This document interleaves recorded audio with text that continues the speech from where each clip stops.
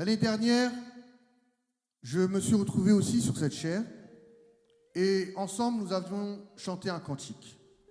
Ce cantique, c'est le suivant. Le juge du monde arrive bientôt. Jésus, notre Seigneur, il reviendra.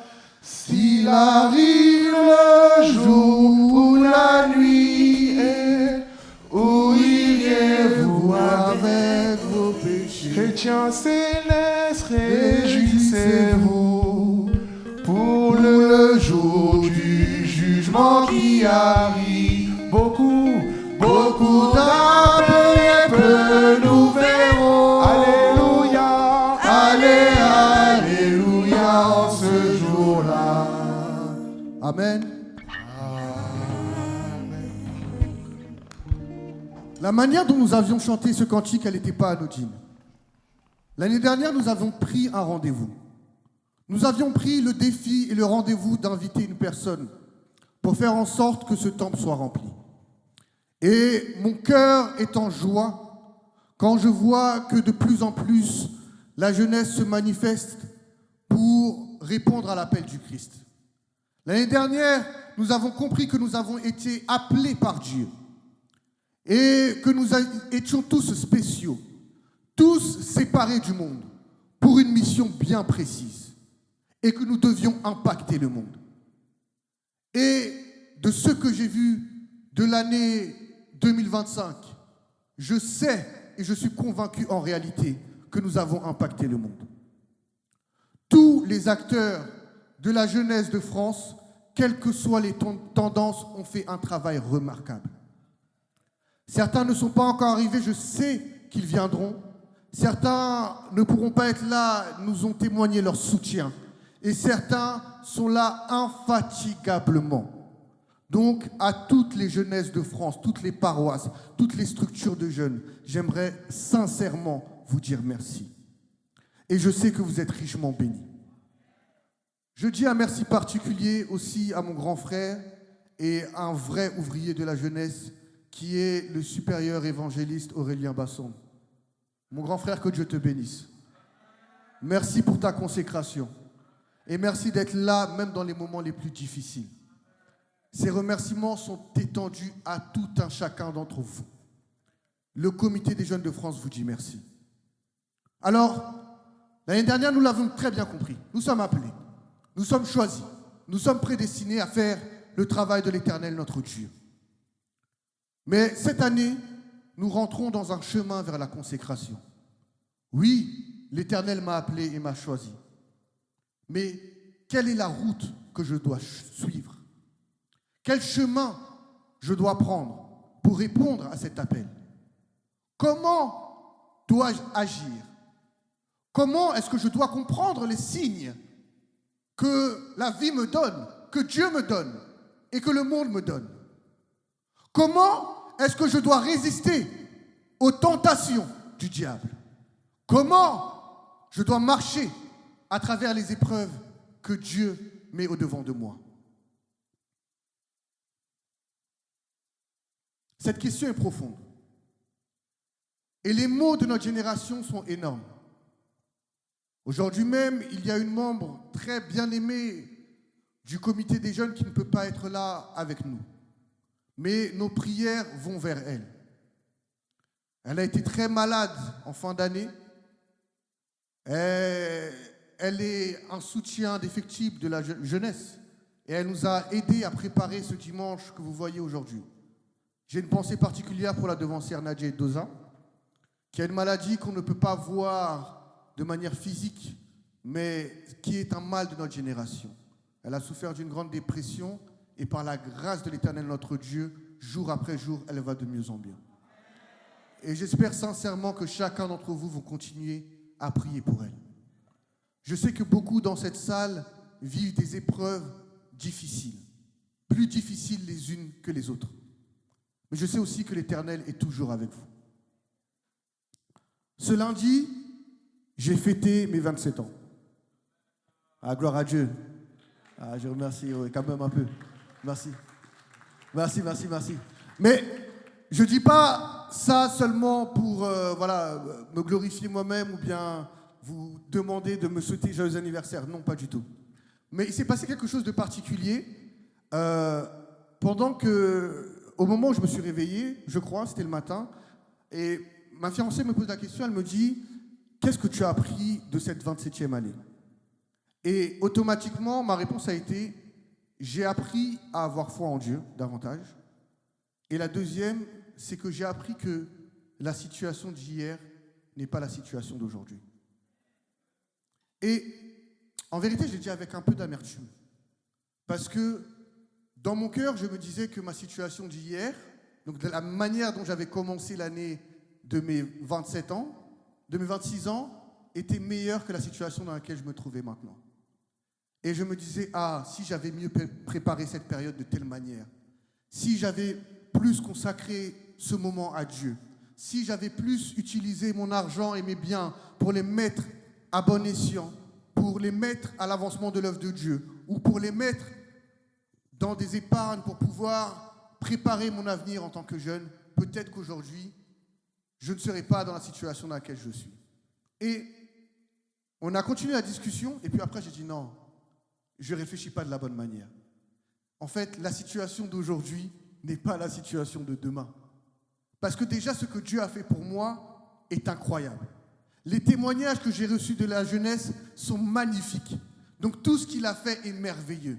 Et tout ce qu'il fait, il continue à le faire pour un plan précis. Et donc j'ai commencé à glorifier Dieu. Et j'ai dit non, aujourd'hui, je veux que ce soit une journée où je ne fais que dire merci. Et pendant ma journée, continuellement, je réfléchissais à dire merci, merci mon Dieu, merci mon Dieu, merci mon Dieu. Et c'est cet esprit de remerciement que je veux que nous ayons dans cette année 2026. C'est le bon chemin vers la consécration. La lecture d'aujourd'hui nous parle de la vie de Joseph.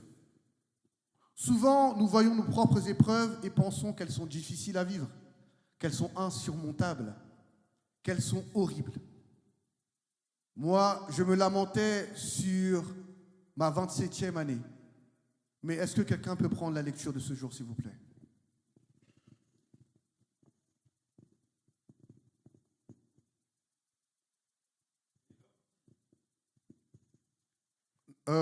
Oui, vas-y, verset 19. Oui. Ils se dirent l'un à l'autre, voici le faiseur de songes qui arrive. Oui, tuons-le et jetons-le dans l'une des citernes. Oui, et nous verrons ce que deviendront ces songes. Merci. Vous savez quel âge avait Joseph quand cela est arrivé? Est-ce que vous savez? Quelqu'un a une idée, une réponse? Joseph avait 17 ans exactement, que Dieu te bénisse. Joseph avait 17 ans. Il avait 17 ans quand ses frères ont comploté contre lui pour le mettre à mort. À cause de l'onction, de l'appel que Dieu avait fait dans sa vie. 17 ans. Est-ce qu'il y a quelqu'un aujourd'hui qui a moins de 17 ans qui lève la main, s'il vous plaît?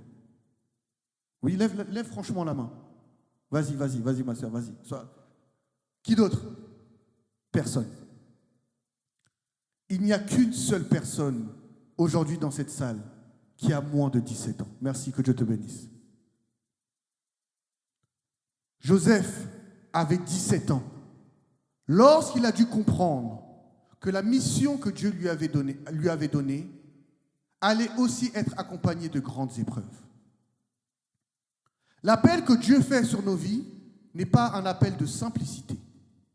Et le chemin vers la consécration n'est pas une balade de plaisance. Si un homme vous a dit que le fait de venir en Christ était la voie pour avoir une vie douce, sans crainte, sans difficulté, pleine de douceur et de joie, il vous a menti. Il vous a, parce que la vraie paix, c'est l'Éternel, notre Dieu, qui nous la donne. Et nous la trouvons dans notre Seigneur Jésus-Christ. Alors, comment aller vers cette voie qui est la consécration? Que quelqu'un me prenne Matthieu 10, verset 34. Qu'est-ce que ça dit? Ne croyez pas que je sois venu apporter la paix sur la terre. Je ne suis pas venu apporter la paix, mais l'épée. Continue. Je suis venu mettre la division entre l'homme et son père, entre la fille et sa mère, entre la belle-fille et sa belle-mère. Merci. Ces mots sont lourds pour nous les chrétiens. Le Christ lui-même, que l'on appelle le prince de paix, dit qu'il n'est pas venu apporter la paix, qu'il est venu mettre la division dans les familles. De quelle division on parle? De quelle division on parle? On parle de la division de celui qui porte sa croix. Jeune chrétien, comprends qu'en toi, il n'y a rien de jeune. Parce qu'à l'âge auquel tu es arrivé, il est venu le moment de porter ta croix. Et cette croix, seul Dieu, seul Jésus-Christ peut nous permettre de la porter réellement. Lorsqu'il dit qu'il est venu apporter la division, ça n'a rien à voir avec la division que vous connaissez aujourd'hui. Ça n'a rien à voir avec la division des égos. Ça n'a rien à voir avec la division des intérêts personnels. C'est la division entre l'obscurité et la lumière, entre les ténèbres et la lumière, la division entre le bien et le mal, la division entre le sang de Abel qui criait vers Dieu et Caïn, la division entre la postérité d'Ève et la postérité du serpent. Ce que je viens vous dire aujourd'hui, c'est de ne pas vous fourvoyer, de ne pas rentrer dans des débats vains, de ne pas rentrer dans des quêtes vaines, parce que la mission que Dieu nous a confiée est déjà assez lourde. Vous, en tant que jeunes, vous êtes des ministres des nations. Si Joseph, qui était un homme, l'a fait, à plus forte raison, vous, qui avez reçu le Saint-Esprit, vous êtes en capacité de le faire. Aujourd'hui, je viens vous dire de vous démuseler, de vous libérer en Christ, afin que l'onction qu'il a fait descendre sur votre vie prenne réellement sens, afin que la mission qu'il vous a confiée puisse réellement débuter. L'année dernière, vous avez accepté. Maintenant, je vous appelle à prendre vos responsabilités. Il faut travailler. Le monde n'acceptera pas le Christ si personne ne lui a enseigné. La Bible dit, comment les enfants croiront ce qu'ils n'ont pas connu? Est-ce que vous avez connu Jésus-Christ? Je vous pose la question. Est-ce que vous avez connu Jésus-Christ? Si réellement dans votre cœur vous confessez que vous avez connu Jésus-Christ, votre devoir est de propager sa parole. Sans distinction de race, sans distinction d'ethnie, sans distinction de tendance, sans distinction de sexe, sans distinction d'orientation politique. Tout cela sont les mots de notre génération, les mots de notre temps. Mais ça n'a rien d'important. Ce qui est important, c'est le royaume. Ce qui est important, c'est le... Alors, comment est-ce qu'on propage Jésus-Christ à travers le monde? Comment est-ce qu'on marche vraiment dans cette consécration? Je peux être consacré et enfermé dans ma maison, en train de prophétiser contre un mur. Est-ce que j'aurais accompli ma mission? Répondez-moi, est-ce que j'aurais accompli ma mission? Si Dieu m'appelle à faire quelque chose, me donne l'onction, me donne la force, me donne l'autorité, et moi je m'enferme et je fais face au mur, et je prophétise contre le mur, est-ce que j'aurais accompli ma mission? Est-ce que quelqu'un peut me prendre le livre de Jean 1, verset 8. Prenez verset 8. Jean 1, verset 8, et allez jusqu'au verset 13.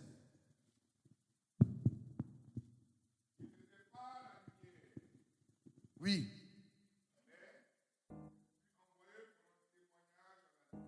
Oui. Oui. Oui. Elle était dans le monde. Et le monde a été fait par elle. Et le monde ne l'a point connue. Oui. Oui. Les siens ne l'ont point reçu. Oui. À tous ceux qui l'ont reçu. À ceux qui croient en son nom. Elle a donné le pouvoir de devenir enfants de Dieu. Lesquels sont nés? Non du sang, non de la volonté de la chair, ni de la volonté de l'homme, mais de Dieu. De qui est-ce qu'on parle dans Jean chapitre 1? Est-ce que quelqu'un peut me dire de qui est-ce qu'on parle dans Jean chapitre 1? Et Jésus-Christ a été défini comment au début, dans les premiers versets de Jean chapitre 1? Jésus est là. Jésus est là. Jésus est là. C'est la parole qui est mon sauveur. Si tu as reçu le Christ, tu as reçu l'onction, tu as reçu l'appel et la mission, mais que ta bouche est muselée et que tu ne parles pas, comment pourras-tu propager cette lumière? La lumière a été envoyée, a été faite par cette parole. Le monde a été fait par ces paroles. Mais lorsque cette lumière est venue au monde, le monde ne l'a point reçue. Est-ce que vous faites partie de ceux qui ne recevraient pas, qui ne recevaient pas la lumière de Jésus? Ou est-ce que vous voulez faire partie de ceux qui recevront la lumière de Dieu? Alors votre mission est simple. C'est celle de propager la parole de notre Seigneur Jésus-Christ.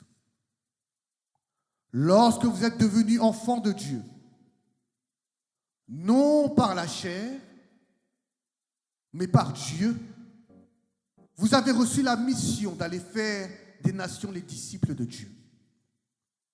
Cela est l'appel de tout chrétien. Vous devez annoncer le royaume des cieux. Annoncer celui qui est notre véritable chef, notre véritable berger. Il y a beaucoup d'entre vous qui sont encore trop hésitants. Vous avez compris, vous avez commencé à recevoir les charismes, mais vous ne savez pas comment travailler. Ouvrez d'abord la bouche. Et j'ai vu cette année beaucoup de gens commencer à le faire. Vous avez été témoins des témoignages que nous avons reçus pendant les différentes veillées. La veillée Elohim Revival, où nous avons découvert des talents et des dons dans la marche en Jésus-Christ. Et où nous avons vu que l'Éternel, notre Dieu, ne nous abandonne jamais. Nous avons vu que l'Évangile pouvait passer et traverser des nations. Donc vous devez comprendre, chers frères et sœurs en Christ, que c'est la parole qui vient nous sauver. Et c'est par cette parole que l'Éternel, notre Dieu, vous sauvera. Alors, comment est-ce que l'on doit se comporter? Comment est-ce qu'on doit marcher lorsque nous avons reçu cette parole? 1 Pierre 5, verset 5, s'il vous plaît. Dieu nous a donné toutes les clés. C'est à nous maintenant de les comprendre et de marcher en conséquence. De même, vous qui êtes jeunes, soyez soumis aux anciens. Et tous, oui, revêtez-vous d'humilité. Car Dieu résiste aux orgueilleux, mais il fait grâce aux humbles. Continue, mon devancier. Humiliez-vous sous la puissante main de Dieu, afin qu'il vous élève au temps convenable. Oui? Oui? Ok, merci. Il nous élèvera au temps convenable. Je vois beaucoup de jeunes qui, dans leur zèle en Christ, oublient l'un des fondamentaux de la mission en Christ, qui est de garder en tout temps l'humilité.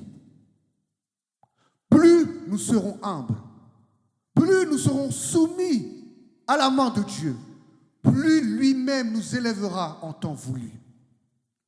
S'il vous a appelé, lui-même vous justifiera. Vous n'avez pas besoin vous-même de vous faire votre propre avocat. Vous avez un avocat auprès du Père, celui qu'on appelle le Paraclet. Le Saint-Esprit qui vit en vous est déjà un avocat pour les œuvres que vous devez mener. Alors, n'hésitez plus, ne tremblez plus, n'ayez plus peur, ne vous enflez plus d'orgueil, mais travaillez selon la ligne que Dieu vous a donnée. Pourquoi je vous demande aujourd'hui de travailler dans l'humilité, dans ce chemin vers la consécration? Parce que les anciens qui sont venus avant vous ont fait une œuvre. Certainement, votre œuvre sera plus grande que celle qu'ils ont réalisée.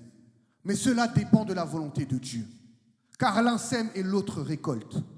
Alors, dans cette humilité envers l'Éternel, notre Dieu, vous devez être conscient de ce qui est juste et de ce qui n'est pas juste. Vous avez un sens critique. Pour la plupart d'entre vous, vous avez fait des études. Vous savez ce qui est bon et ce qui est mal. Annoncez l'Évangile et restez uniquement dans la voie de Jésus-Christ. Je ne vous donne qu'un seul chemin. Et c'est le même chemin que j'ai reçu de mes pères. Et c'est le chemin de notre Seigneur Jésus-Christ. Si toutefois un homme venait vous voir et vous disait de suivre un chemin qui va à l'encontre de la voie de Jésus-Christ, alors séparez-vous de lui. Et je serai garant de la parole que je vous dis aujourd'hui. Parce que personne ne pourra la contredire selon la parole. C'est en étant humble et humilié devant l'Éternel notre Dieu que nous pouvons avancer dans la voie qu'il nous a confiée. Si un homme vient vous voir pour vous placer dans la voie de la division, séparez-vous de lui. Si un homme vient vous voir pour vous placer dans la voie des complots, séparez-vous de lui. Pour vous placer dans la voie du péché, séparez-vous de lui. Pour invectiver celui qui veut revenir à Christ, séparez-vous de lui. Pour vous ralentir dans votre cheminement vers Dieu, séparez-vous de lui. Les frères de Joseph l'ont livré à la mort. Il a fallu que Judas élève la voix pour que son frère soit sauvé et déposé dans la citerne. Qu'il soit vendu à la caravane ismaélite qui passait. Le chemin vers la consécration n'est pas un chemin facile. Oubliez ça. Peut-être que Dieu vous a dit, tu seras un grand pasteur. Tu seras un grand évêque de la parole de Dieu. Tu seras un grand prophète, un grand docteur. Mais si vous pensez que cela est une voie toute douce et parfaite, oubliez, c'est faux. Vous allez vivre des épreuves, des difficultés. Vous allez être calomnié, vous allez être humilié, bien que vous serez dans votre droit. Si lui-même qui est Jésus-Christ, on a dit qu'il faisait des miracles au nom de qui? De Belzébuth, c'est ça? Ou au nom de Baal? Vous-même, vous croyez qu'on va dire quoi de vos œuvres? Si vous faites les œuvres de Dieu et que tout le monde est autour de vous en disant « Oh, qu'il est beau, qu'il est bien, qu'elle est magnifique cette jeune », peut-être que vous devez vous revoir. Peut-être que vous devez vous... Parce que la voie vers le Christ n'est pas une voie simple. Quand Dieu disait qu'il apporte la division dans les familles, c'est de ça qu'il s'agit. Le diable n'est jamais en paix lorsque Dieu manifeste sa gloire. Alors vous, à qui a été donnée l'autorité de faire des miracles au nom de Jésus, vous devez comprendre que votre chemin sera parsemé d'embûches. Oui, Joseph avait vu sa famille se prosterner devant lui. Le soleil, la lune, les étoiles se prosterner devant lui. Mais avant ça, ils l'ont vendu et livré pour mort. Vous donc à propre raison. Les prophéties avaient dit que le Christ viendrait et qu'il serait coiffé d'une couronne de gloire. Quelle couronne a porté notre Seigneur Jésus-Christ? Quelle couronne il a portée? Alors vous, à plus forte raison. Quand vous pensez que faire l'œuvre de Dieu, c'est être confortablement assis chez soi, se lever, prendre sa voiture, aller à l'église, faire un petit culte, rentrer sans rien faire, sans rien donner, sans prier pour personne, vous vous fourvoyez. La foi en Christ, c'est l'engagement d'une vie.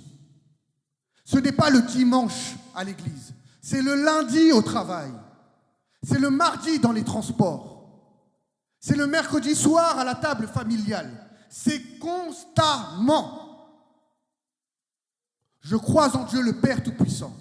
Le credo que vous récitez, ça doit être une identité que vous vous donnez. Le Christ, c'est un engagement qui doit brûler en vous, pour vous, votre famille et vos enfants.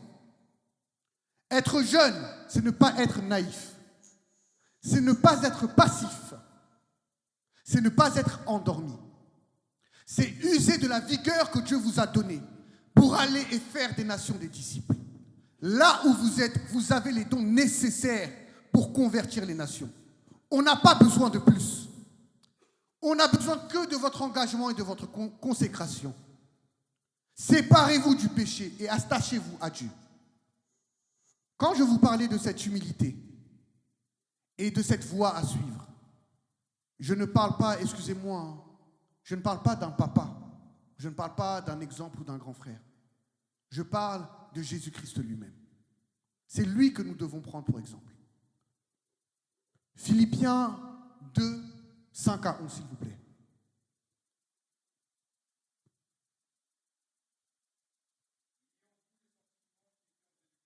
Ayez en vous les sentiments qui étaient en Jésus-Christ, lequel existant en forme de Dieu,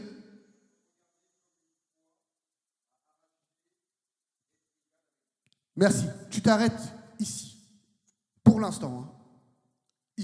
Il faille que vous compreniez vraiment très bien la parole de Dieu qui vous est annoncée maintenant.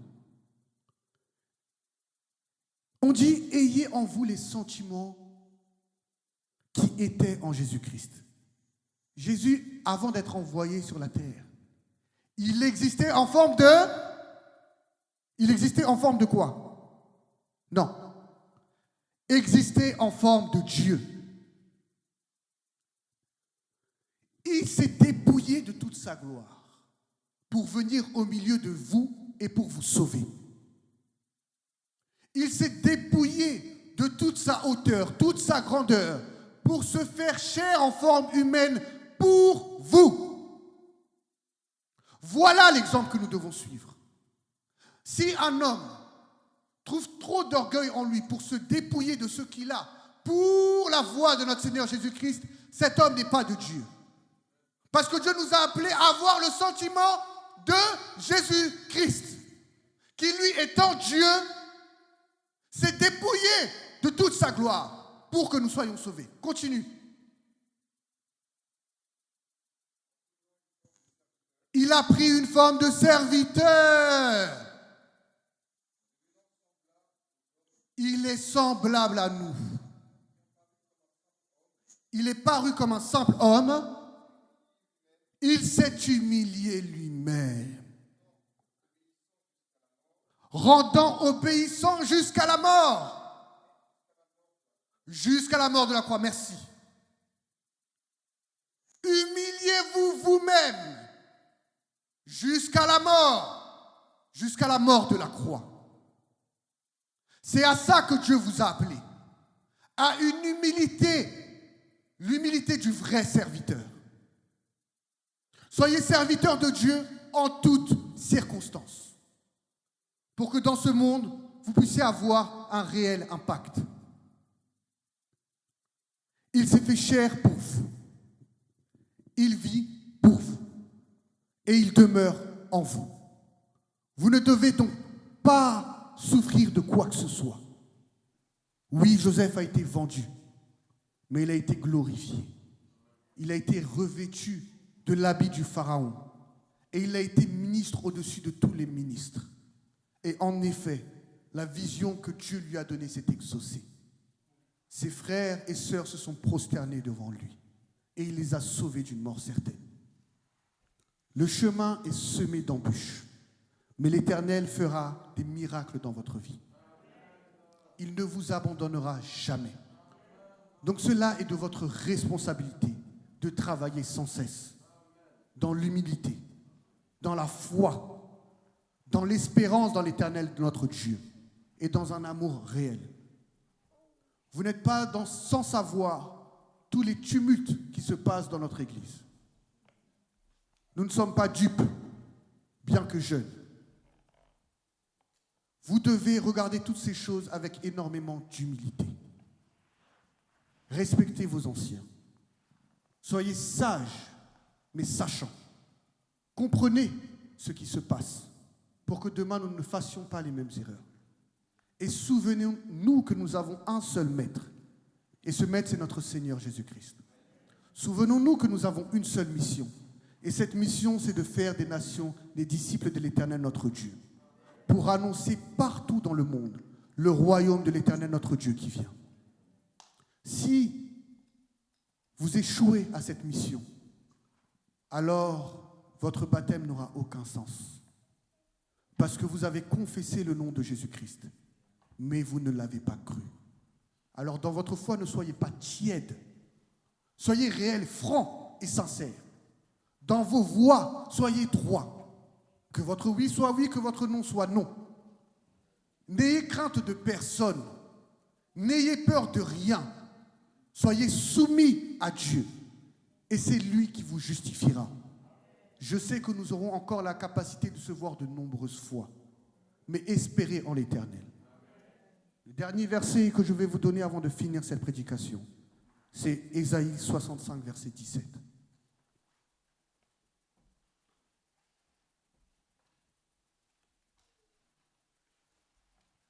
Ésaïe 65, verset 17.